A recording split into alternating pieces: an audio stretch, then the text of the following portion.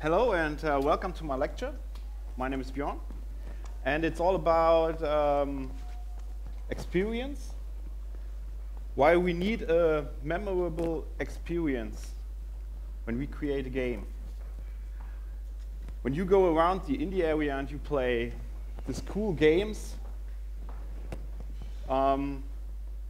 just think about how many games will you remember when you left this conference. What games are so awesome that they leave an impression?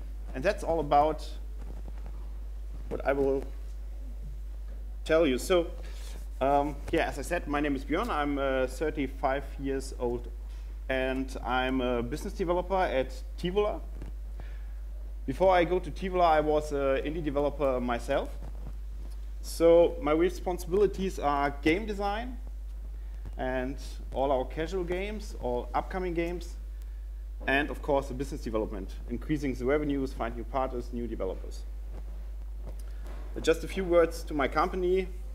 We are focused on a niche market, kids games, family-friendly games, so many games with pets and animals, like Animal Hospital, where you care about these animals. So, but we are here to talk about experience, talk about cool games. Why do we need this? So these are the 4 points we will talk about in the next minutes. Why is it necessary? How can I catch the attention to lead the player to the coolest point of my game? Why the target group is so important for me as a game designer, as a company. And of course, this is a no-brainer, check all your assumptions. What I'm not talking about is how the player comes into your game. We are not talking about graphics or stuff. When we talk about game design, there's no right or wrong. It's just your decision. When you lead the player, lead him to the right direction, okay? But yeah, it's your decision. We will talk about that later. Experience. Experience is something practically, something physically. You can just earn experience when you do something. And when you have a good experience, it leaves an impression. And this is very, very interesting, because when you talk about your game, you will not have the same experience than play it by yourself. And when we look at the market, it is full of cool games, but you have no chance to play all games coming up, even if you play the whole day. So when you have the player and he plays your game, give him a good experience, because switching the game is totally easy. There are so much free-to-play games, cool games. So when you have a player, just hold him. And thinking about buying a player nowadays, in my opinion, forget it when you are an indie developer. Just do it like in the lecture before, make it viral. Let players talk about your game, and they do your user acquisition. So why is experience necessary? So much other games, like in the indie area. But perhaps you will remember one game because this was awesome, and you will talk about that game to your colleagues when you are home. As I said, buying a user is no option. So try to leave an impression and be viral. But when we talk about experience, there's always bad experience. Perhaps you know this kind of situation. On the one hand, the developer who said, hey, I created an awesome game. It's not my fault if the player don't understand the genius of my game. And on the other hand, the player who just likes to have fun, but don't understand the game, don't understand the genius, or even don't find the USP or the awesome things in your game. So it's like in the retail market, it's like in every other In every shop you go, the customer is king. And when he is in your game, he likes to play your game because he is already in your game. And he has special expectations. Perhaps you find your game just by going into the App Store and look for a tower defense game. So he has expectations that he likes to play a tower defense game. It's very simple. And he knows the common symbols of this genre or of this niche. And he knows words and mechanics, and he expected that. So just try to give him exactly what he likes to have. Fun with this kind of game. So when you have a tower defense game, give him a tower defense game. Use all the common stuff. Okay, you need a USP to leave an impression. And now we talk about how to lead him into this direction.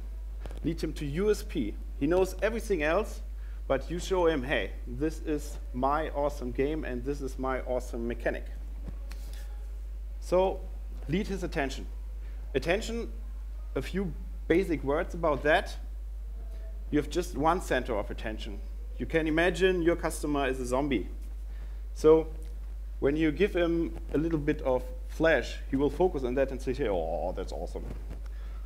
And all his senses will focus on that part. So when you have a game looking for a treasure in a forest, he will look through the trees, he will look down the ground and not see the sky. This is very interesting because when you spend hours of work into the sky and the player are focused on the ground, he will not talk about the sky. So how can we catch the attention? Very simple. 3 things: be different, be new, or be awesome. In this example, this is like a menu. You have 4 buttons, but your decision is, oh, my shop is so cool. Just let's increase the click-through rate and highlight it or give him another color, and people will click it because it is different. Or just use a pop-up when you have a new thing in your game. Just stop the game, make a pop-up, and people will focus, oh, okay, what's that? That's new. Or just be awesome. Like, when you have a game with the forest, I already told you, you have one special tree, one awesome tree with special leaves, special roots, and people will realize that, go to that tree. So you can influence his behavior.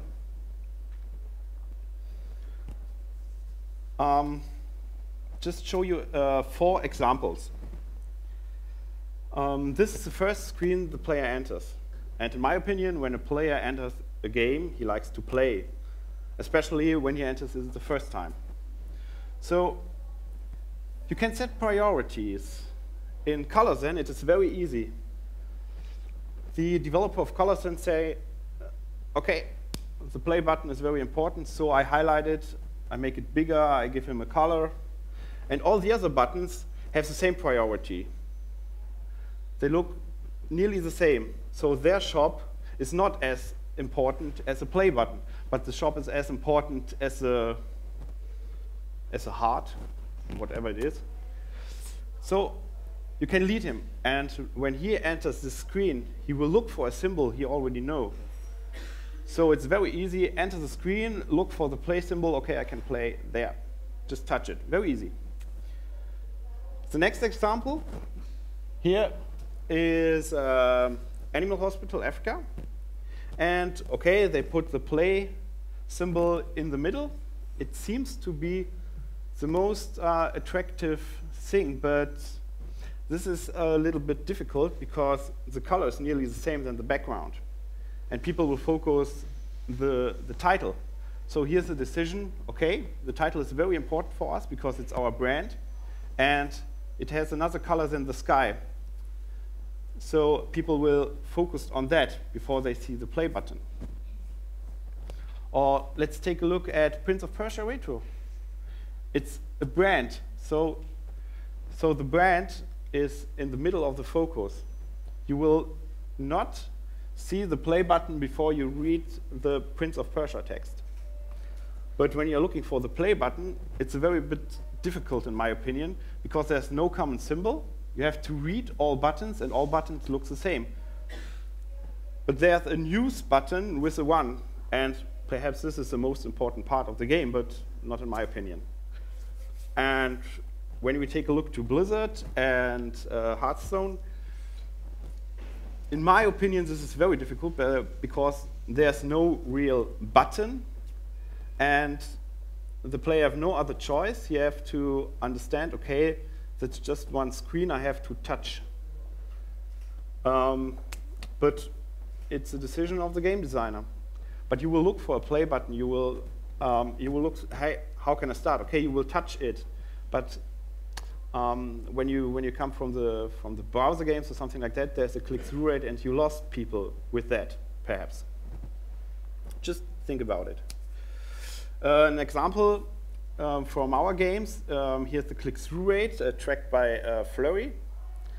This is the most important button. It's in the middle, it has another shape, it's very big, it has a common symbol. So the click-through rate is 62. Obvious. The next button is this button. It's our shop button. It's the only button with color in it, and it's in the middle. So 15% is good for me. And the third button is this button, because it has a chain, and the chain breaks the shape of the buttons, and the chain naturally disturbs the player. So he likes to unlock it. And this is a carrot of this game, because every time he enters the menu, he sees this lock, and he likes to unlock it to make it clear. People often ask me, what about the button left to the play button? This is just pressed by 7%. So these are the 3 most important buttons. Now we enter the game, and every game is a tutorial. Of course, you will like to teach your game mechanic to the player, and yeah, common tutorials use everything I told you. Highlight the most important parts, do an animation, there's an arrow pointing at that, and explaining with text, so the player has no other choice than doing exactly that, and realize that. If the player keeps that really in mind, okay, you must try out, but you can do it like Candy Crush. These are the first 3 levels, and they do it 12 times in these 3 levels to teach it. And the player has no other chance to focus that parts of the game. So now we are in the game, and now we are talking about not a puzzle game, we are talking about a runner, like Pitfall. When you think about where's the attention in the game, and you will realize that here's the attention because it's in front of the action where the player must take decisions. This is very important while you are developing your game, because when you understand that that's the focus, this must be the awesome part of your game. So when you do a cost-benefit about the animation of the character, or how dangerous things comes into the game, you know what to do. Because when you have the awesome walk cycle, run cycle for the character, the player won't realize that. And when we talk about quick decisions in a runner, and you will give him a tutorial or a hint, just put this in the right direction that he will see it, even if it disturbs the animation or the coolness of your game. Like here in Walking Dead, okay, cool animation, cool cutscene, but when I like to help this player, I have to put the arrow at the point where the focus is, because otherwise he won't see it and he will get frustrated. But you can be very creative when thinking about that. I just took 3 examples where you see, okay, you needn't this common tutorials. You can do special things like in Pet Doctor, all interactive elements having a black outline. Perhaps you won't realize it with your consciousness, but with your subconsciousness. Or in the middle, all red things are the interactive things, the interactive elements. So you don't need a tutorial for that. People will understand that easily. Or you use this flat shading thing coming up, just throw everything out which is not interactive or not important. It's the same with rewards. When you have a reward, like an achievement, just be sure that the player will realize that. With a pop-up, stops the game, or when you have a very open-worlded, or you're using a camera, just be sure that when you do the coolest explosion the player could see, just focus on that. Or when you create a beautiful sunset in the forest, just be sure that the player will realize that. Otherwise, he will not talk about that, and he will not see the coolness of your game. Just lead him in the right direction. Or use it as challenge. This is not focus on one point, but forcing him to spread his focus into different areas. In this puzzle game, the red must go this way, so he must handle his focus. He must handle his center of attention to different points of the screen. The third point is very simple: know your target group. When you create a game for a hardcore strategic target group, you can do such games, and this is the first screen of the game where the tutorial starts. Every casual gamer would nearly quit the game in 2 or 3 seconds because it's overwhelming him. But when you know your target group, you can do such a tutorial. Or in the middle, it's a game about thinking. So you can do a tutorial which is very, very high intensive. And on the right side, it's a game for preschool kids. So you needn't this tutorial. Perhaps even a tutorial, a common tutorial, is too much for them. So make it as easy as it goes. Just turn the turtle by touching it. And in the end, when you do all these things, your player can handle this. Awesome. So the last thing is try out and check your assumptions. You set up everything, just test it. Give it to someone who never played your game before. Very easy. Use tracking tools like Flurry, Honeytracks, Google Analytics. There are so many out there. And yeah, of course, play other games to understand what is the expectation of a player and what are the common symbols. And always ask yourself, does the customer really understand everything? Or is it necessary to do this? This is Charmed. I like this game very much, but the first screen shows me 10 level, but these levels have symbols. And even if I played the game, I don't understand the symbols. Is this necessary? Why do we just say, OK, level 1, 2, 3, 4, 5, like in other games? I don't know, but is this really necessary? Or in Restaurant Story, when I imagine I'm the player and I like to turn off the music, where's the options button? I'm looking for a common symbol, but can't find it. So, OK, just try out, and I pressed this button, and hey, the options button is hiding beyond this spoon button. So be sure that the player understands that. OK, just summarize everything. Experience is necessary because there are so many apps out there, and you have to leave the impression, have to give him a good experience, that he will stay, talk about your game, and it will be viral. When you try to lead the attention, lead the player, you can easily catch it, be different, be new, be awesome. You can prioritize that with the position, with the color. And when you know your target group, you must you can change all these things, make it a little bit more difficult or easier.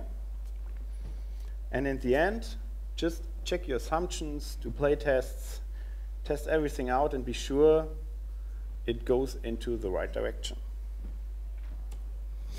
Yeah, achievement unlocked. Questions?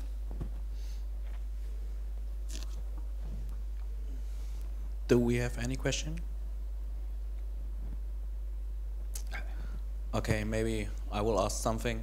Do you think if you want to build an awesome game from the beginning till the end, do you have to focus the whole time if you create a game on this attention issue, or topic?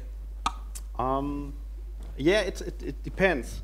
Of course, it's very good to lead the player into one direction. When you think, one example, you have a game with fighting and crafting, and you think, hey, I created an awesome game, and fighting is very important. The players will love it. And the whole way into the fighting, you lead this focus to the fighting, that this experience comes very soon. But after a few weeks, the players will talk about crafting, how cool is the crafting, and everybody use it, even more than the fighting. Just help the player to get to the crafting, because it seems that this is an important part of your game, and the customer is king. So forget everything and help him. Help him. Not straightly focused on one point. Just be flexible. Okay? Okay. Yeah. Yeah. And how do you say it? How many times you have to playtest the game? Do you do the interim tests while the game is still in development, just to maybe to remove the obvious, well, not obvious mistakes? How many playtests are there? Okay. Yeah, it depends on your budget, of course, but your family and friends, and in my opinion, it's very important to do playtests as early as you can. When you have a prototype or slice of your game, just be sure that you give it to someone to understand even the symbols or the menu. Give it to someone and said, okay, turn off the music. And when he's looking for it, so I'm not really sure. So think about this, the common symbols. Think about it. And when you talk about playtests, we have good experience with kids as playtester. It's a little bit difficult to get kids for playtesting because you have to target the parents, but kids are very honest, and kids think with hands. So they talk about what they're doing and what they're thinking about. So it gives you maybe more than just adult who said, okay, cool game. Yeah, thank you. Okay? Another question? Okay, I think then thank you very much for your attention. And just a short reminder, so you can all find the lectures on the website of Casual Connect.